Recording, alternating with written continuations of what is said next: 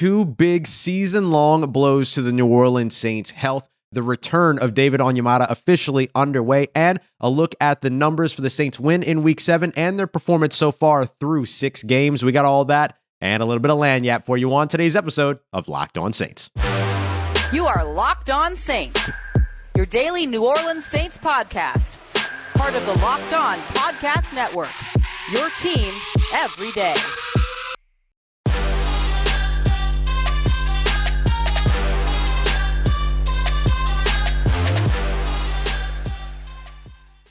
What is good, Who Dat Nation and Who Dat family? Welcome into another episode of Locked On Saints, your daily podcast covering the New Orleans Saints, part of Locked On Podcast Network, your team every day. Thanks again for making us your first listen here on the show today and every day. Don't forget that we're free and available on all platforms and here for you every single day on YouTube as well. I'm your host, Ross Jackson, at Ross Jackson Nola on Twitter, Canal Street Chronicles, Locked On NFL, and here with you every single Monday through Friday with Locked On Saints. Hey, did the New Orleans Saints find their new kicker just in time? Well, that might be the case. The New Orleans Saints dealt two big blows to their health here over the last 24 to 48 hours or so. The New Orleans Saints announcing that left guard Andrus Peat, as well as kicker Wil Lutz, who actually announced on his own, will be out for the rest of the season. Wil Lutz ended up having a setback in his recovery, and then you had Andrus Peat, who suffered a torn pectoral muscle during the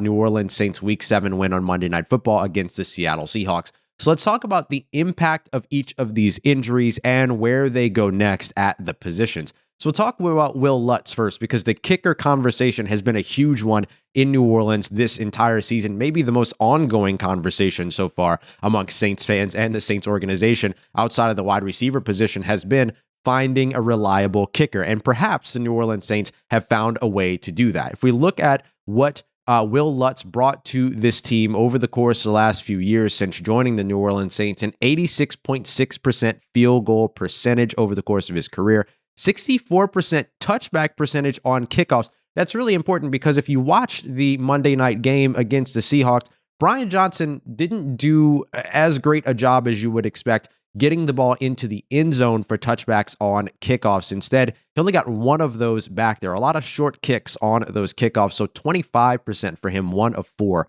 on those. So that's something to keep in mind in terms of limiting the impact of field position, limiting the impact of big special teams plays as well. Now, he did average throughout the course of his collegiate career, because remember, Monday was Brian Johnson's first ever NFL game in adverse conditions with the rain coming down and in a not so great environment in Seattle, which we know is a very hard environment to play in.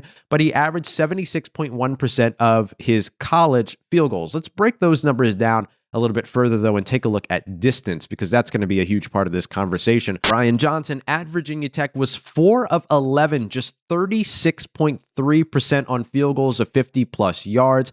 And then when it came to field goals of 40 to 49 yards, he was only 63.6%, 14 of 22. So if we compare that to Wil Lutz in the NFL, 13 of 23 on 50-plus, that was 56.5%. So that's 20% better than where Brian Johnson was at 50-plus. And then an 86.7% field goal percentage on field goals attempted between 40 and 49 yards, 52 of 60 on his NFL career so far. So that's where maybe things will get a little bit shaky for Brian Johnson. Is he going to be able to get the distance that he needs to be able to, be trusted beyond 33-yard and 20-yard field goals like what he kicked against Seattle? The good news for New Orleans is that both of these guys absolutely very near automatic at 39 and under 40 yards, effectively 95% for college and NFL, including the 2 kicks by Brian Johnson this weekend, 95% over the course of Wil Lutz's entire NFL career as well. So it looks like the Saints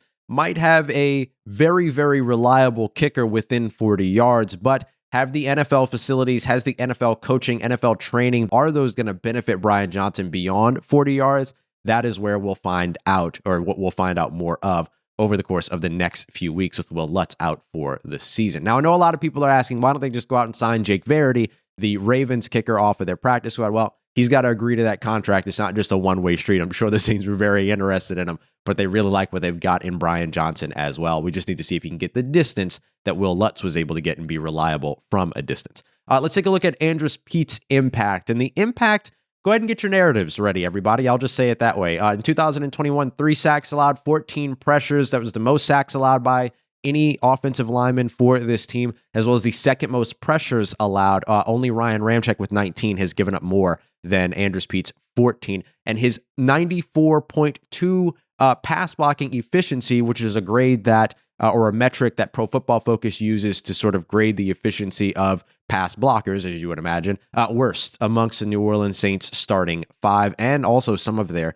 fill-ins, including Calvin Throckmorton, who stepped into the left guard position. He had been playing at right guard so far throughout most of this season, filling in for Cesar Ruiz, who was filling in for Will Clapp, who should have been filling in, or if he was healthy, would have been filling in for Eric McCoy. But right now, Calvin Throckmorton comes in at left guard and ends up playing pretty well in the Week 7 game against the Seattle Seahawks. So the Saints might have struck gold with another undrafted free agent, this time on the offensive line with former Oregon Duck Calvin Throckmorton. He played 57 snaps in place of Andrus Peat at the left guard spot against Seattle and had the highest graded pass blocking grade amongst all New Orleans Saints offensive linemen and blockers in this game. So far on the season, he's only been notched with 10 pressures allowed, no sacks, and that pass blocker efficiency rating that we talked about, Andrus Peat having one of the worst for the team. Well, Calvin Throckmorton's got one of the best at 97%, and that's with playing 2 positions. Now, left guard and center might be the places where he has been least experienced over the course of his collegiate time,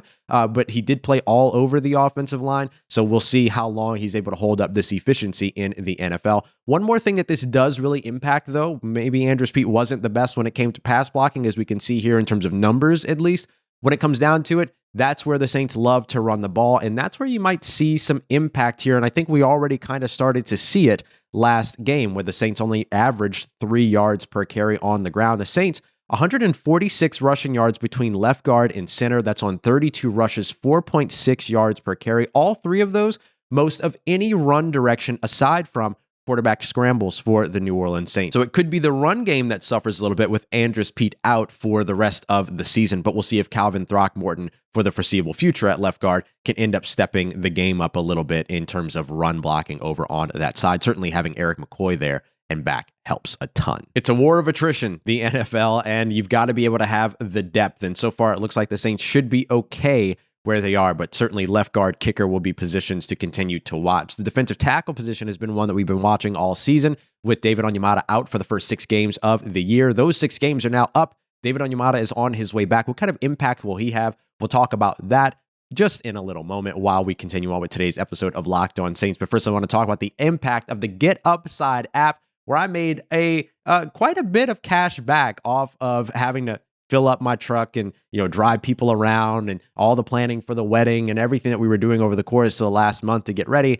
The Get Upside app came in clutch. It's an incredible app. What it basically does is gives you the opportunity to get cash back per gallon anytime that you fill up your truck or car or vehicle when you go to a select gas station that they have a partnership with. So you go, you fill up your vehicle, you use the app, and then it basically gives you the opportunity to get 25 cents back per gallon on those fill-ups anytime that you fill up. So it eliminates you having to try to nickel and dime your way through, trying to save 5 cents here, 3 cents here by picking the cheaper gas station that's just a little bit further away and all that. You don't have to worry about it. As long as they're a select gas station with Get Upside, you get 25 cents off per gallon, 25 cents back in cash back per gallon. And if you use the promo code Touchdown, they'll boost your first fill-up to giving you 50 cents per gallon back on that first fill-up. So go and check them out. It's the Get Upside app. You can get it for free in the Apple App Store, Google Play, wherever it is that you get your apps, and start getting 25 cents back per gallon on your next fill-up today. The Get Upside app has you covered. So the New Orleans Saints defensive line came back to life against Seattle, and now it's about to get much, much better. David Onyemata has cleared the suspension window and can return to the team. Continuing on with today's episode of Locked On Saints, and thanks as always for making us your first listen of the day. I want to remind you, I've got you covered in everything you need to know about the New Orleans Saints. But don't forget, we have the trade deadline coming up, a live trade deadline show, which you can catch live over at the Locked On NFL YouTube page from 3 to 5 p.m. Eastern time. I'll be a part of that. We'll have Isaiah Stanback, our NFL Insider will be a part of that. And of course, we'll be watching very closely about whether or not the New Orleans Saints take advantage of some options that might become available at the trade deadline. But even if they don't, they're starting to get these pieces back to their roster. We saw the offensive line get back together. Quan Alexander, Marcus Davenport, whose impact we'll talk about in a little bit once we start to break down the Week 7 win by the numbers as we wrap up the show. Now they're going to be reintroducing David Onyemata, hopefully sooner rather than later. The good news about David Onyemata returning is that he's not coming back from injury. He was suspended, and so it wasn't like he wasn't able to work out. He wasn't able to stay in football shape. According to Sean Payton, actually, he's in great football shape. So they're very, very excited to see him back on the field. You'll see a little bit of a pretty common phrase used whenever you see the announcement that David Onyemata is returning. They'll say that there's a roster exemption there. So basically what that means is that he has a roster exemption through November 1st, meaning that he can play, he can be a part of the roster, he can do whatever, and the Saints don't have to make a spot for him on the roster. He's just an additional player effectively. So that's good news for the New Orleans Saints because it gives them time to get him involved in practice and everything without having to give up a roster spot. And then if they want to play him this weekend, they can. If they don't, and they don't feel like he's ready, then it doesn't cost them anything in terms of other players that can be available for that game. So that's what that roster exemption idea means. But, if he plays, then he counts. But when it comes down to it, they say that he's looking like he's in great coaching shape. So the idea will be, the biggest question is going to be centering around David Onyemata is whether or not he'll play this weekend. And again, because he's not coming back from injury, there's a good chance that he might. And remember, the New Orleans Saints used him all over the place when it came to the preseason before the season began. Remember, they used him a ton at edge rusher. They used him on the interior at 3-and-1 tech, at nose tackle. They did everything with him. And some of that had to do with the lack of availability of edge rushers for the Saints, which is funny to say when you have a 90-man roster, but that's just the way that sort of the cookie crumbled for the New Orleans Saints over the course of the preseason. So it'll be interesting to see how they use David Onyemata here in 2021. Do they strictly use him as a defensive tackle? Do they deploy him as an edge rusher every now and then? Does he become an edge rusher in NASCAR packages, which remember for the Saints are usually 3 defensive end packages where they have 4 down linemen, but they put out an extra defensive end as one of the interior linemen to sort of crank up the pass rush, crank up the speed presence on the defensive line. Does David Onyemata give you the opportunity to be able to do that just by solely having David Onyemata on the field? Or do you keep David Onyemata on the interior, go to your usual NASCAR package with, let's say, Peyton Turner, Marcus Davenport, and Cam Jordan, and then you effectively have 4 edge rushers available for you on that one. You can run these stunts toward the outside. You can take guys from inside to out. All of these really creative things that can be done with David Onyemata back in the lineup. So a lot to watch, and he's typically had good games against Tom Brady and the Tampa Bay Buccaneers. He had great games in both of those games last year. He was a big part of what went right for the Saints, a few things that went right in the playoff game, even though pass rush wasn't fully there for them.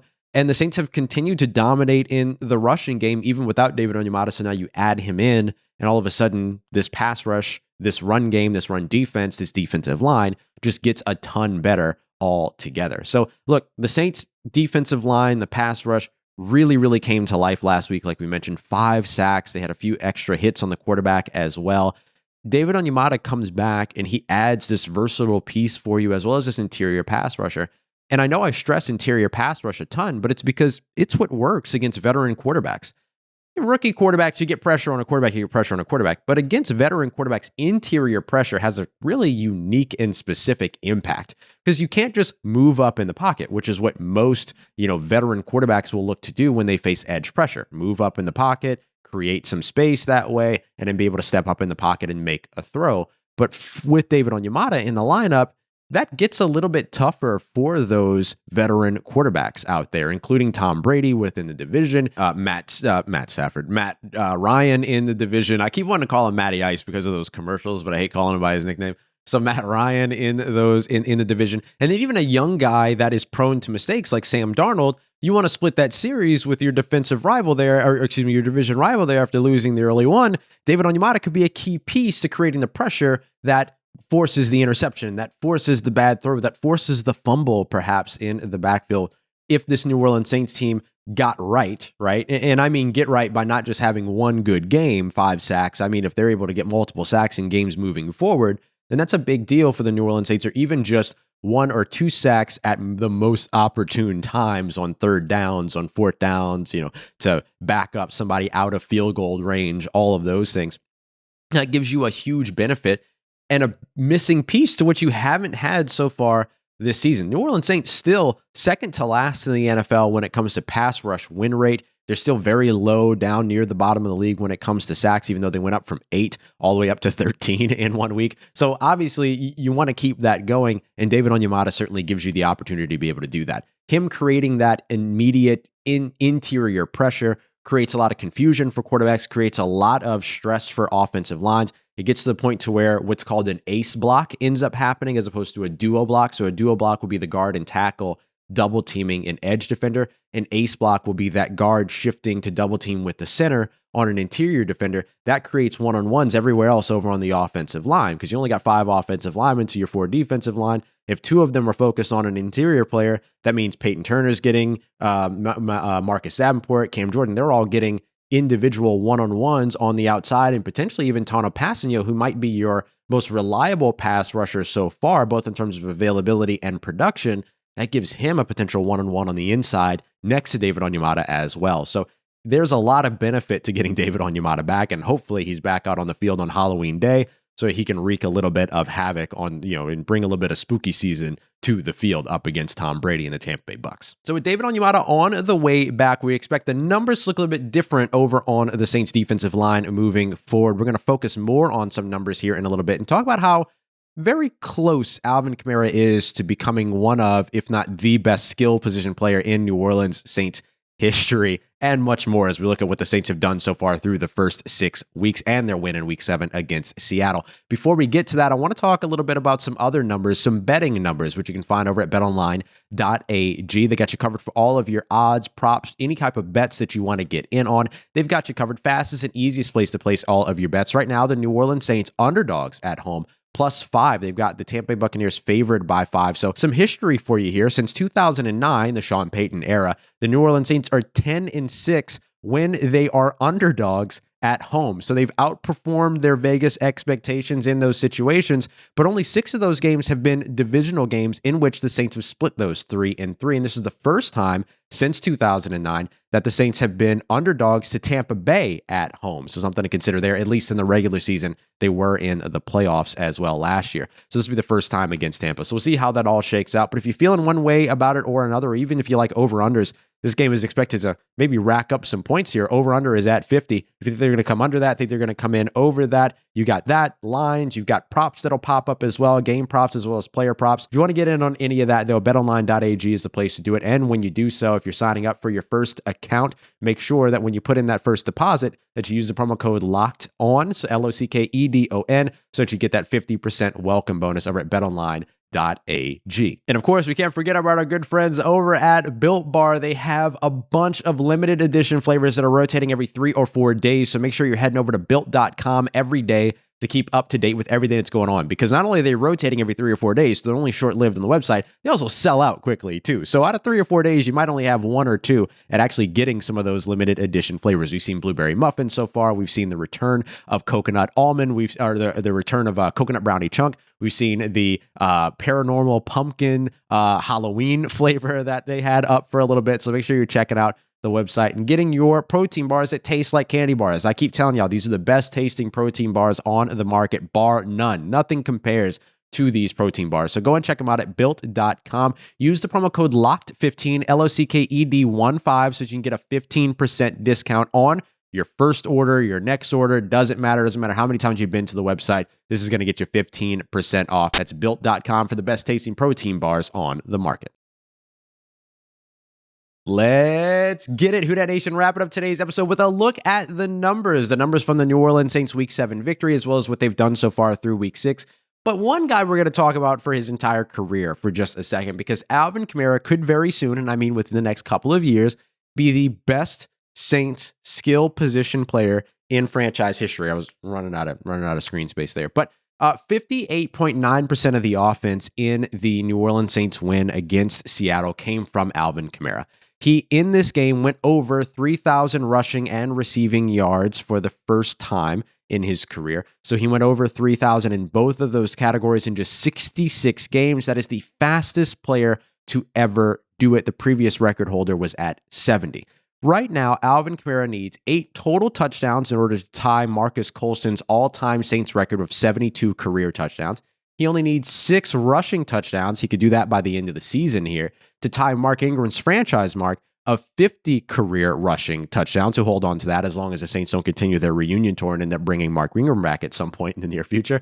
And then he's got 786 career carries with 7 fumbles. Only 7 fumbles over the course of those. That's over 100 carries per fumble. That's incredible. The only player in franchise history to be better than that is Pierre Thomas, who had 818 career carries with the New Orleans Saints and only 6 fumbles in his career. Alvin Kamara's also got a 4.8 rushing yard career average per carry on the ground. That is outstanding considering the amount of yardage that he has. The only player close to him there, again, Pierre Thomas with 4.6. And I'm beginning to really look at how underrated Pierre Thomas is in the midst of this conversation as well. But this is a conversation about Alvin Kamara. So let's not also forget his ability as a receiver. 351 career receptions so far, already 6th all time on the chart for the New Orleans Saints in terms of franchise receptions.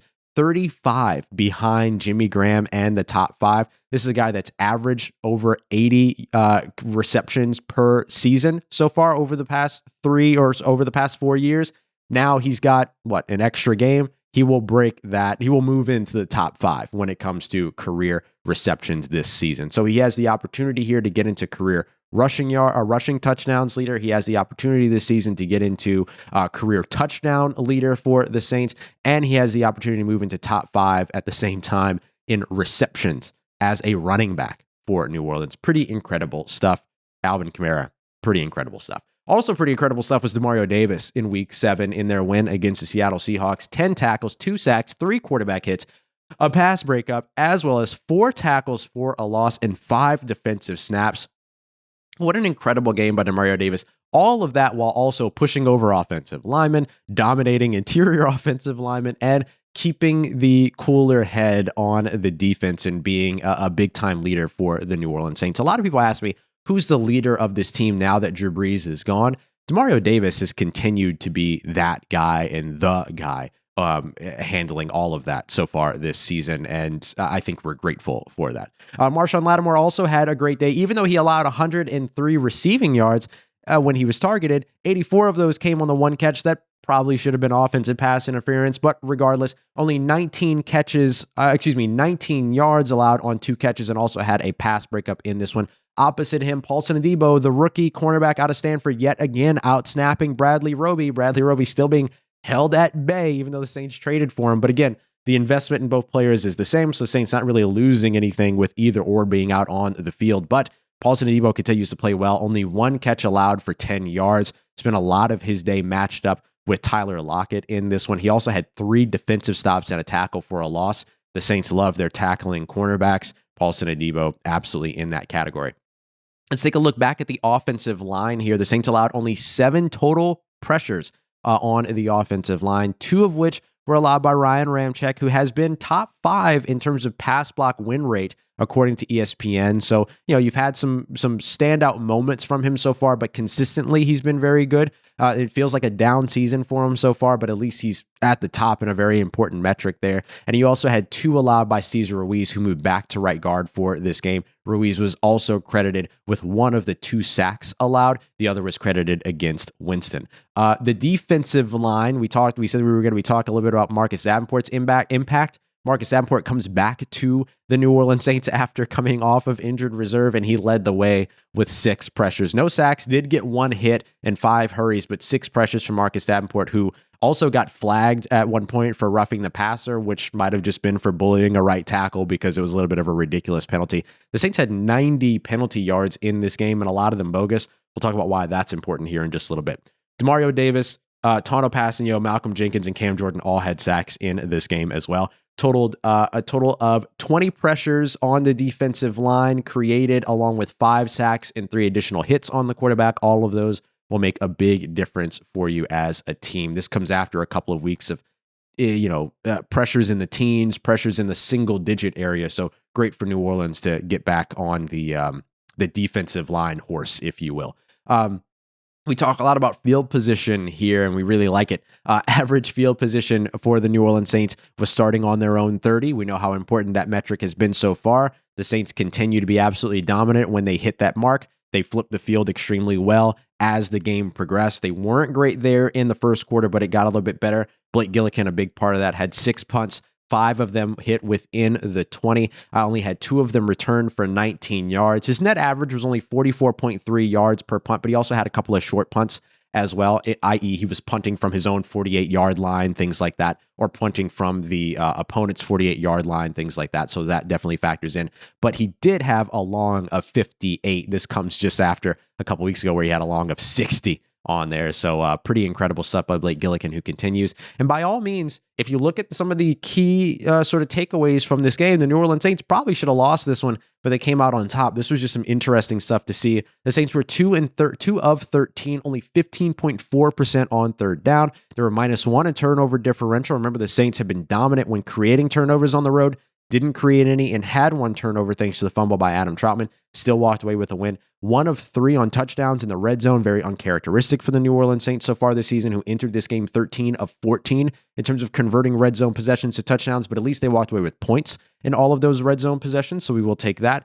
And they averaged only 3 yards per running play in this one while having the 90 penalty yards that we referenced earlier. This was a big-time amount of potentially beating themselves that the Saints overcame. So not only did they beat the Seahawks, but to an extent, they beat those penalty yards. They beat their inefficiency in the run game. They beat their inefficiency in the red zone, some things that are uncharacteristic of them.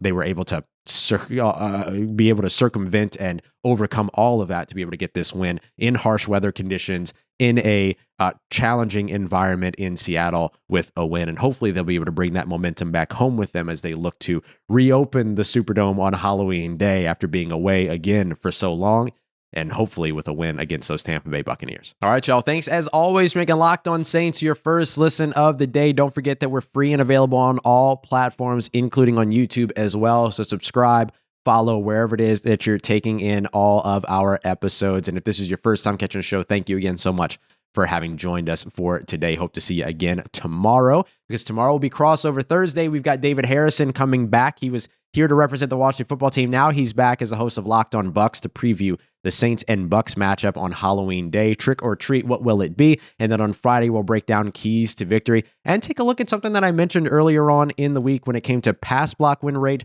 and run block win rate. Where are the Saints in those metrics now? Made a really nice move in terms of pass block win rate. We'll go over that and why as we continue on. And for your second listen of the day, don't forget to check out the Peacock and Williamson NFL show. Everything you need to know around the league in less than 30 minutes. For everything in between, y'all, make sure that you follow on Twitter at Ross Jackson, NOLA. Hit me up. Let me know how the family's doing. Let me know how you're living. Let me know how your mom and them. And trust you, that nation. I'll holla at you.